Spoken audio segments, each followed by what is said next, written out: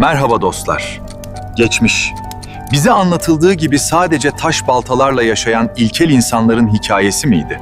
Yoksa insanlık tarihinin derinliklerinde, üzeri bilinçli şekilde örtülmüş karanlık bir gerçek mi vardı? Çünkü tarih dediğimiz şey çoğu zaman kazananların yazdığı bir masaldır. Ve bazen o masalın satır aralarında insanlığın asla öğrenmemesi gereken sırlar gizlenir. Bugün sizi sadece bir kralın hikayesine değil, binlerce yıldır saklanan yasaklı bir bilginin izine götüreceğim. Ve bu yolculuğun merkezinde öyle bir isim var ki, kimileri onu yalnızca bilge bir hükümdar olarak gördü. Kimileri cinlere hükmeden bir peygamber dedi. Kimileri ise onun aslında insan bile olmadığını düşündü. Hazırsanız başlıyoruz.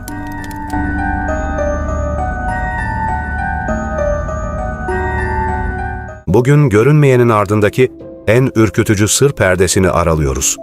Kral Süleyman, bu isim yüzyıllardır insanlığın zihninde korku, gizem ve güçle birlikte anıldı. Bazıları onun rüzgarı kontrol ettiğine inanıyordu. Bazıları hayvanlarla konuşabildiğini söylüyordu. Bazıları ise onun emrinde görünmeyen varlıkların çalıştığını, ama ya bunların hiçbiri bir efsane değilse, ya kutsal kitaplarda anlatılanlar, insanlığın kaybettiği eski bir teknolojinin kırılmış hatıralarıysa?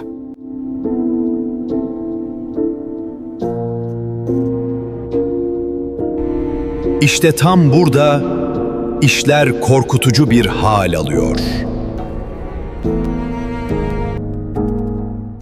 Çünkü Süleyman hakkında anlatılan hikayeler sadece İslam'da yok. Yahudi metinlerinde de o geçiyor. Fakat orada anlatılan Süleyman bambaşka biri. İslam'da o, Allah'ın ilim verdiği büyük bir peygamberdir. Cinlere hükmeder, doğayı yönetir, imkansız gibi görünen şeyleri yapar.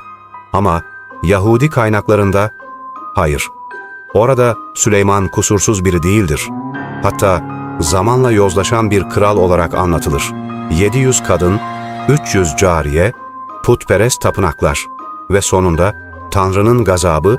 Peki nasıl olur da aynı kişi bir inançta ilahi bir peygamber, diğerinde ise yoldan çıkmış bir kral olur? İşte gizem tam burada başlıyor. Çünkü daha korkunç olan başka bir detay var.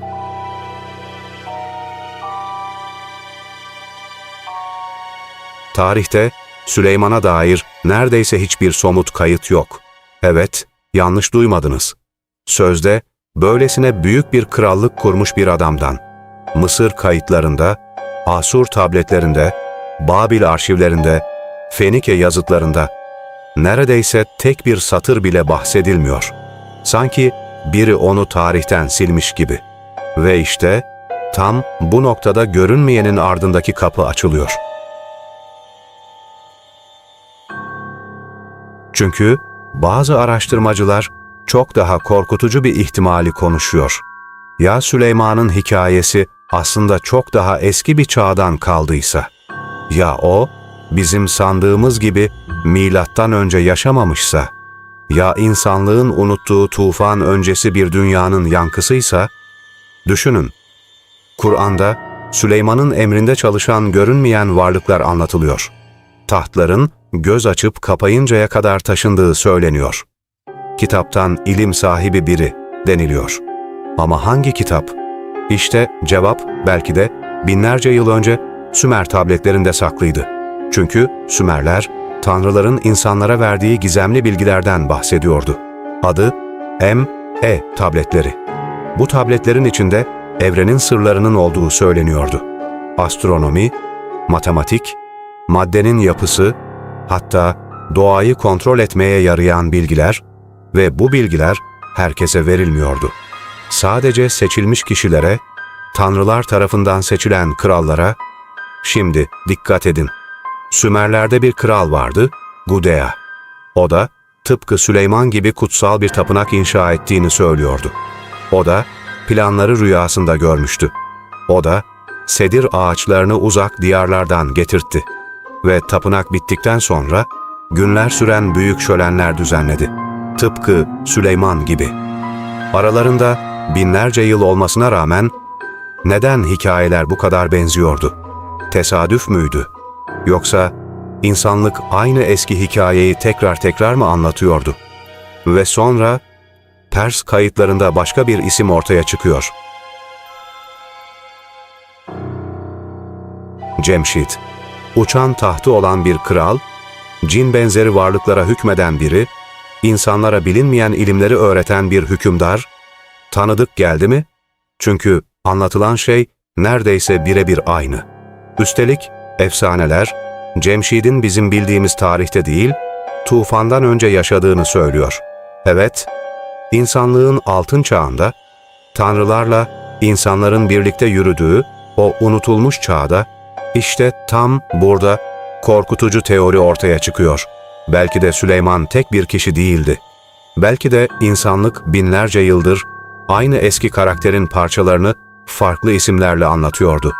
Gudea, Cemşit, Süleyman, belki hepsi kaybolmuş bir medeniyetin kırılmış yankılarıydı. Ve belki de o medeniyet sandığımızdan çok daha gelişmişti. Çünkü eski metinlerde geçen bazı detaylar normal bir antik çağ toplumuyla açıklanamıyor. Gökyüzünden gelen varlıklar, uçan araçlar, gizemli enerjiler, ışık saçan nesneler ve insanlığa verilen yasak bilgiler. Bunların hepsi neden birbirine bu kadar benziyor? Şimdi düşünün. Ya kutsal kitaplarda anlatılan mucizeler aslında bizim henüz anlamadığımız eski bir bilimin kalıntılarıysa, ya insanlar gördükleri teknolojiyi büyü sanmışsa, ya cin diye anlatılan şeyler başka bir varoluş biçimi ise,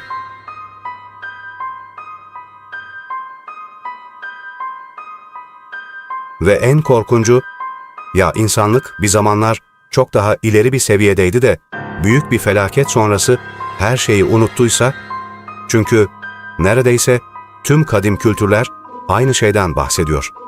Büyük bir tufan, kaybolan şehirler, gökyüzünden gelen varlıklar ve yasak bilgi, belki de bu yüzden bazı sırlar hala gizleniyor. Belki de tarih bize anlatıldığı gibi değil. Belki de görünmeyenin ardında insanlığın öğrenmeye hazır olmadığı bir gerçek yatıyor.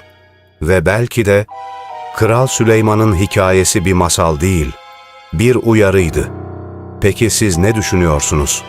Süleyman gerçekten ilahi güçlere sahip bir peygamber miydi? Yoksa insanlığın kaybettiği eski bir teknolojinin son mirasçısı mıydı? Belki de tüm kutsal anlatılar aynı unutulmuş gerçeğin parçalarıdır. Yorumlara mutlaka yazın. Ve görünmeyenin ardındaki en karanlık sırları birlikte keşfetmek için kanala abone olmayı unutmayın. Çünkü bazen gerçekler korku hikayelerinden bile daha ürkütücüdür.